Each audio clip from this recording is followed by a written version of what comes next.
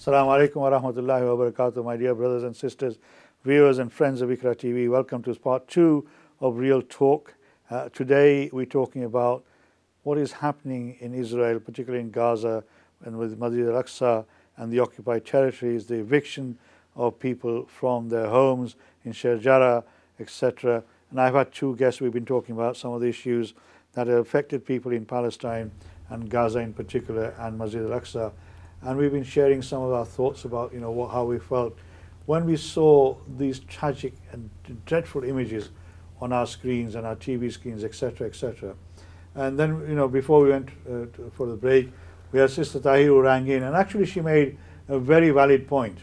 And this is something that I raised in one of my speeches.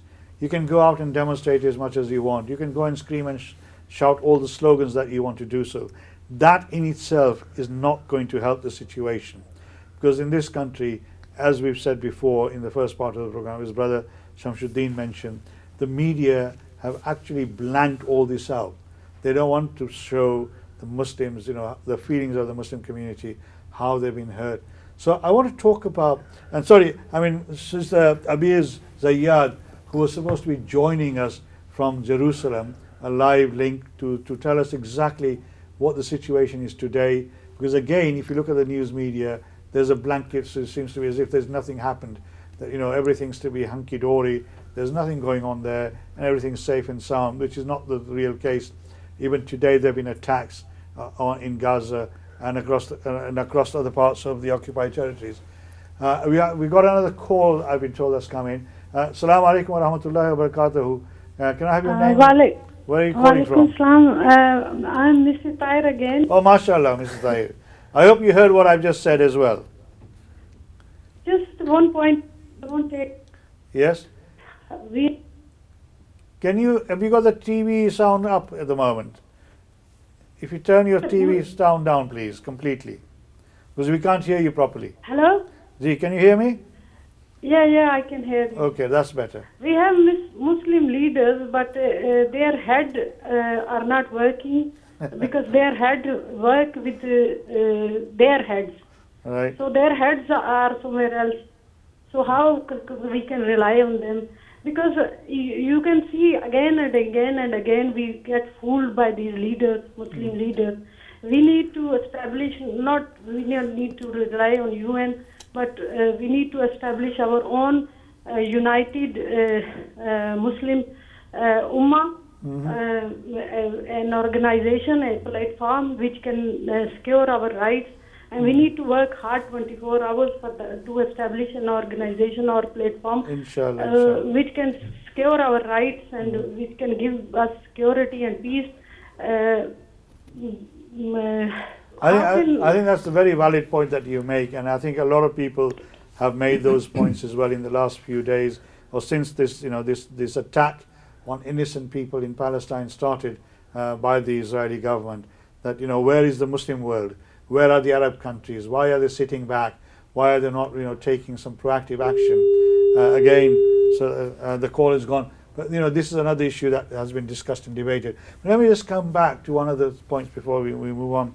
We talked about South Africa and anti-apartheid. And Nelson Mandela actually made a comment before he even came out of prison. He says, until Palestine is free, nobody is free.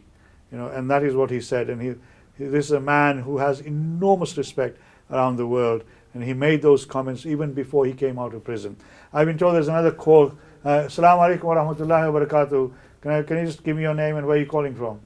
Wa alaikum salam wa rahmatullahi wa barakatuh. I'm calling from Peterborough. From Peterborough? Yes, sir. So welcome, sir. How are you, respected gentlemen and not too bad. Can I have your name, please, sir? Name is Khan. Khan Sahab. Assalamu alaikum. Acha farmaiye, what would you like to say and share with us? What I would like to say is, the Ottoman Empire ruled Palestine from 1517 to 1917, 400 years. Yeah. It was the British government and the French government who gave then they ruled Palestine. Yes. It was down to them who gave permission for the Israelis to go there, and they drew the line, and they it was the British Foreign Secretary, Yes, Anthony Belafonte, who made all the rules 1917. Yes, he did. And he did. And since we the Muslim world was sleeping, since 1927 to 1947. Khan Sahib, can I just stop you there? Obviously, the history is, a lot of people know the history. What would you like to see happen now? Forget the history of historical back. What would you like to see happen now? It's all about, Palestine is all about history. It's the roots. No, I know, it is, I agree, It's the American government. Until Mr. Joe Biden says something, cease firing, nothing will happen. All the Muslim leaders will stay asleep. We can pray for them. We sympathize with the Palestinians. We can do anything we like. Like the lady said, if we shout and scream, nothing is going to happen. Until the military of the American leadership backs the Israelis, until they say stop, nobody can do nothing. Right. Nobody can do nothing. So what can people in England do, Britain, what can they do? Nothing. It doesn't matter what we do. Do you think Boris Johnson, who says Muslims are bank robbers? Right. When he said Muslims are bank robbers? Yeah, I know. Come on. Yeah.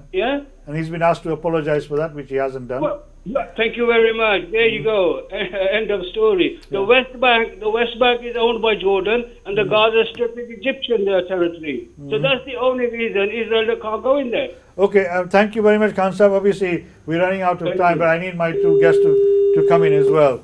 So, I mean, as I was saying, Nelson Mandela made those comments. But, I mean, coming back to Sister Safina and Brother Shamsuddin, let's come back to you.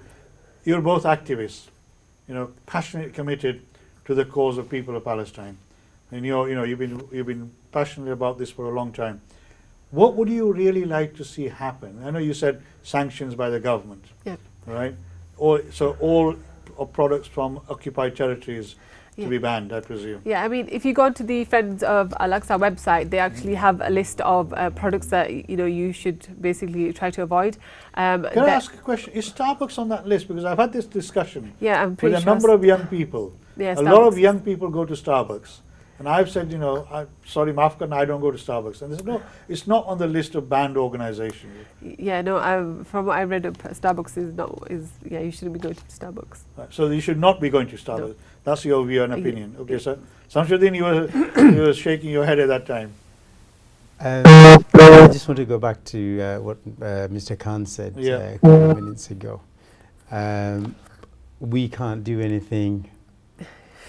I'm afraid that's the kind of attitude has really put us where we are today. Okay, we touched on it before the break, which was, where does the power really lie? The government are the administrators of the power that the people project. That's what they are. So if people become aware that these are things I'm not prepared to accept as a population, as a society, and they start to raise voices against that, things happen. You talked about it earlier on. Once upon a time, labeled as one of our own previous prime ministers, Mr. Mandela being a terrorist. But it was the same Mr. Mandela for whom the red carpet was rolled out, addressing the Houses of Parliament. I'm going to have to stop you there. Assalamu alaikum wa rahmatullahi wa barakatuh. My sister, Abi Zayed, how are you? Assalamu alaikum, welcome. Brothers and sisters, friends, we now have managed to get the connection going. Welcome to Iqra TV and Real Talk. I'm Iqbal Bana. I'm the host of the program. Really nice to have you with us today. Thank you for taking out time from your busy life. I'm sure it must be at this moment in time. Can you tell us what is the situation currently in sort of East Jerusalem, in Gaza, in Masjid al-Aqsa, etc.? We can start with that we have 3 martyrs today in Jerusalem and the West Bank. 2 of them are from the villages of Jerusalem. Right. Just now, 2 of them had been died. They was shot during the protesting for what is going on in Gaza and in Jerusalem. Right. In Al-Aqsa Mosque today it was quiet, But around Al-Aqsa Mosque, in the gates of Al-Aqsa Mosque, in the gate of Damascus Gate, there was a lot of attacking for the people, for the journalists, for the doctors or people who try to help. One of the journalists, Latifa, she was attacked by the police, and they take off her headdress, her hijab, in the street after they beating her. They arrested many girls and they beat them today. There was a lot of injured. The people who go to the hospital in Jerusalem was 25. Normally, when we hear the number, we double it 3 times, because most of the people who are injured does not go to hospital, does not want to be registered, because most of the time, if you was registered, that means that Israel can arrested you any moment if there is official paper that you was injured. So it's enough reason for them to arrest you. The third martyr, his name is Wa'el Bernat. He's from Bil'in village. Also, Bil'in is one of the villages in the West Bank that always there is clashes, protesting, and they shoot him today in his head, and he just passed away now. So we have 3 martyrs. In Jerusalem, the situation is continuous in Sheikh Jarrah. They attacked also the people and the journalists, and there was 2 journalists shot today in Sheikh Jarrah. Of course, like Sheikh Jarrah, we have Batn al-Hawa. It's another area inside Jerusalem that they want to evacuate the people from it and to take their houses. Yesterday and at the Fajr time, they attacked the houses, and they also arrested part from the people who are living in these houses. It's another pressure that are putting on these people to left their houses. So the situation is continuous. The clashes is continuous. Just a few seconds before we start the calling, there was a shooting and gas bomb next to my house. So any moment we could hear the voices of what is going on. Of course, Gaza situation. I'm from Jerusalem, so I'm not there. But of course, we know what is going on, and the number of martyrs and killing that is happening in daily basis inside Gaza, and the bombs that are there. In each hour, we have different bombs. We are very worried about our friends, our relatives that are living in Gaza Strip. We hope that they will be okay. It's not easy to see what is going on there. A lot of the people today in the West Bank and in Jerusalem, they dress a T-shirt with written on it, "All of us are Gaza." So also the people here are very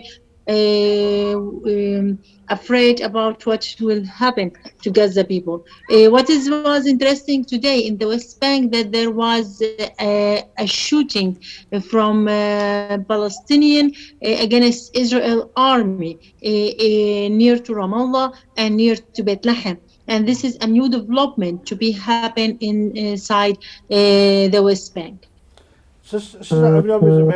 May Allah bless those who have given their lives for Palestine, those 3 people who passed away, and may Allah give strength to their families and everybody else. I mean, in terms of Masjid al-Aqsa, obviously we saw on our screens the attack that took place.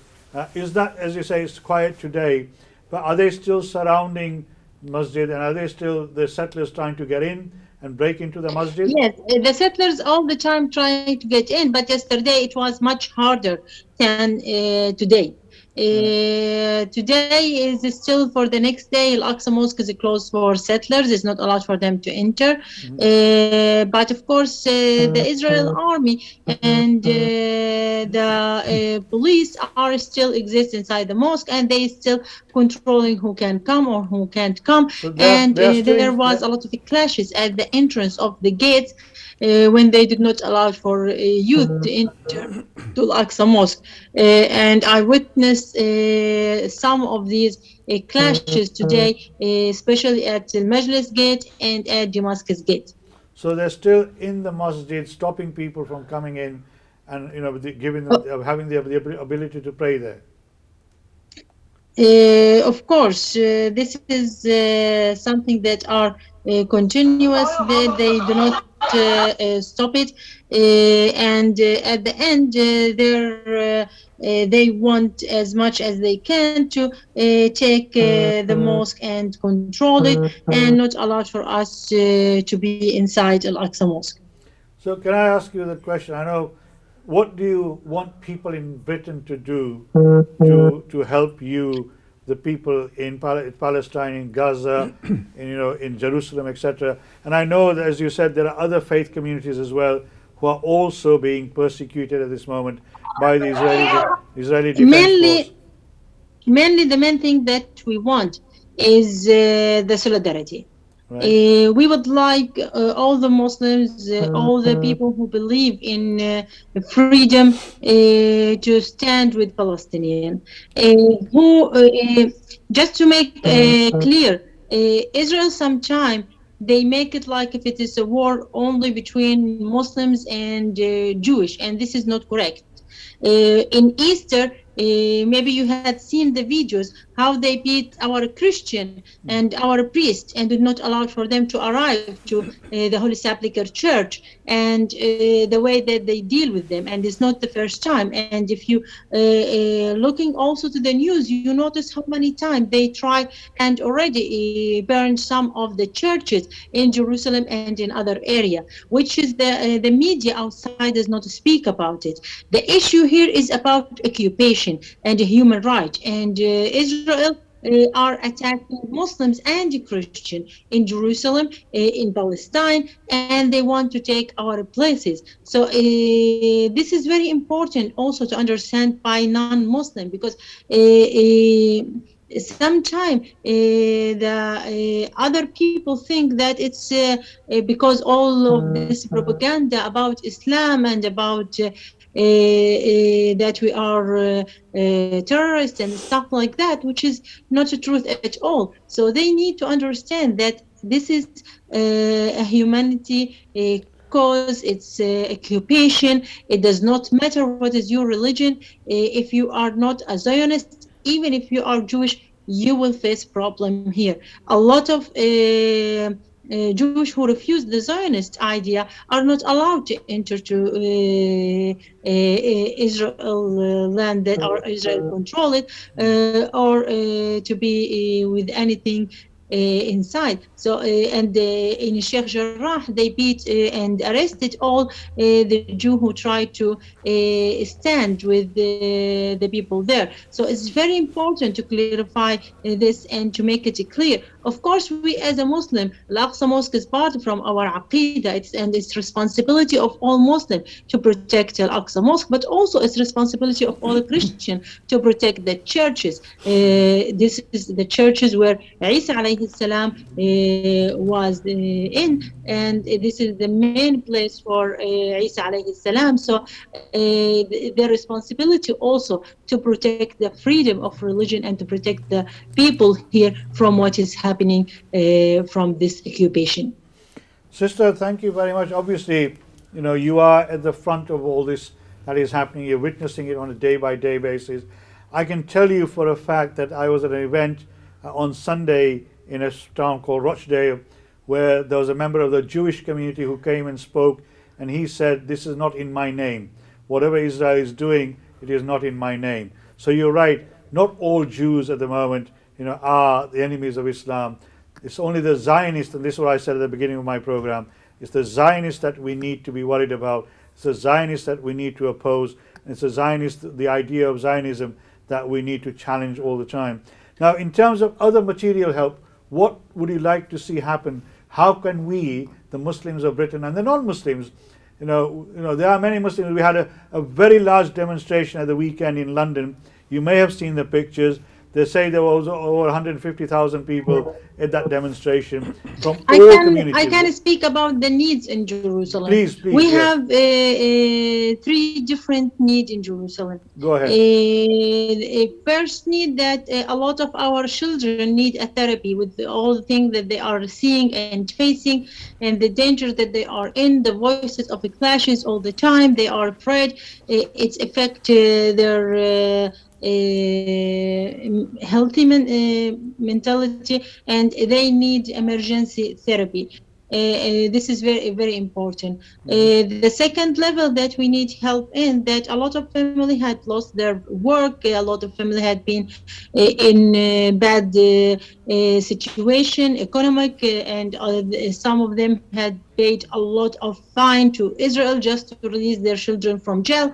So also these kind of people need support. And the third level is the people who are injured and they need healthy care.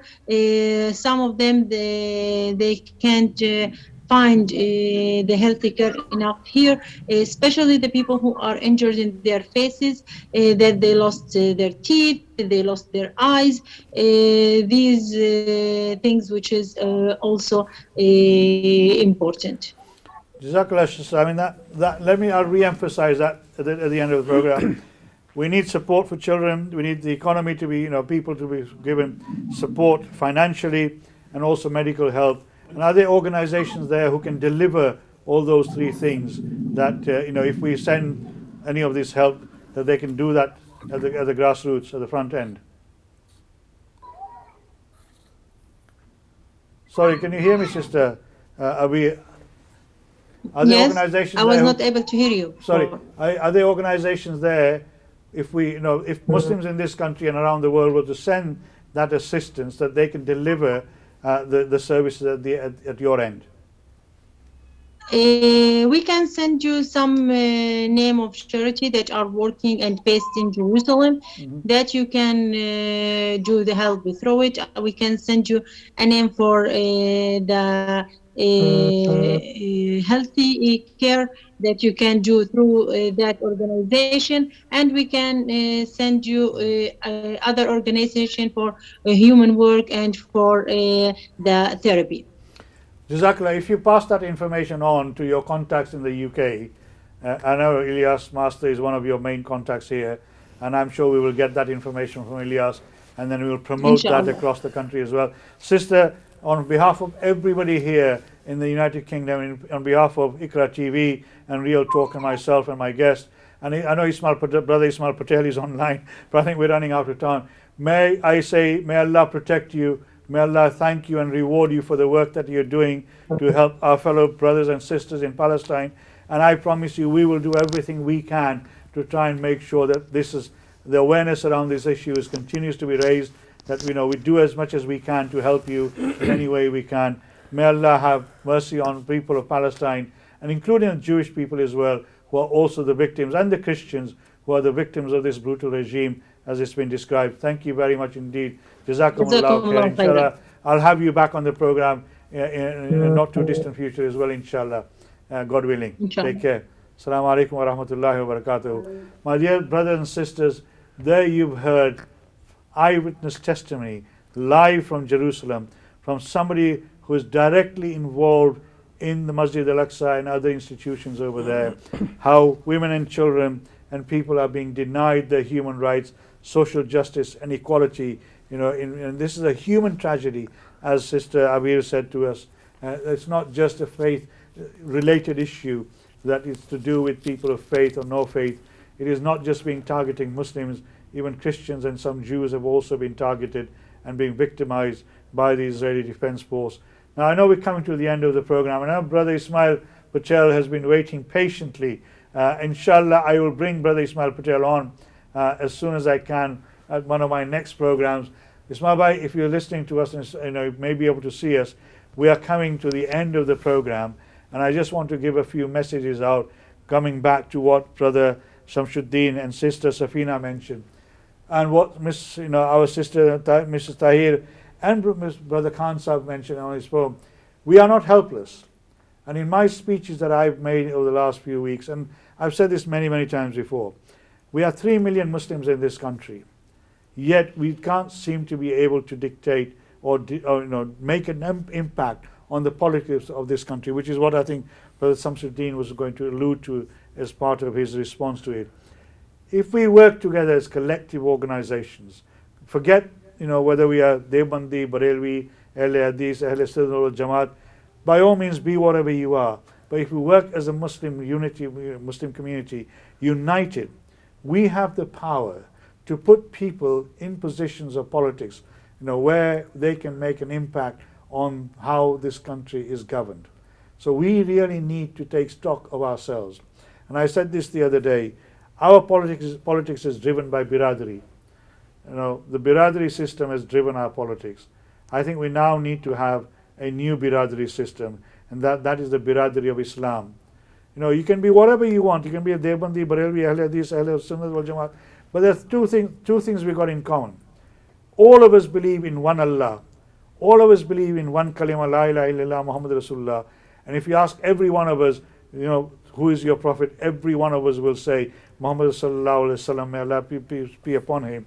If that is what you believe in, then that is the thing that unites us as a community. And if we still don't learn the lessons from what is happening in Palestine, we never will learn the lessons. And I think that is something that we all need to take away from here. I hope that will answer the question of Mrs. Tahir, who rang in and talked about, what power do we have. And Khan Sahib, I hope you also understand that we do have the power. The thing is, we need to learn to exercise that power, in the best way we can. Can I say thank you very much, first of all, to Sister Abir Zayyad, who joined us from Jerusalem. My two guests in the studio, sorry we've not had the opportunity to talk for much long. Thank you very much for joining me. I hope you found the program interesting. Inshallah, I'll see you soon next week on Tuesday again. Take care. May Allah be with you. Please pray for our brothers and sisters in Palestine and around the world as well. Assalamu alaikum wa rahmatullahi wa barakatuh.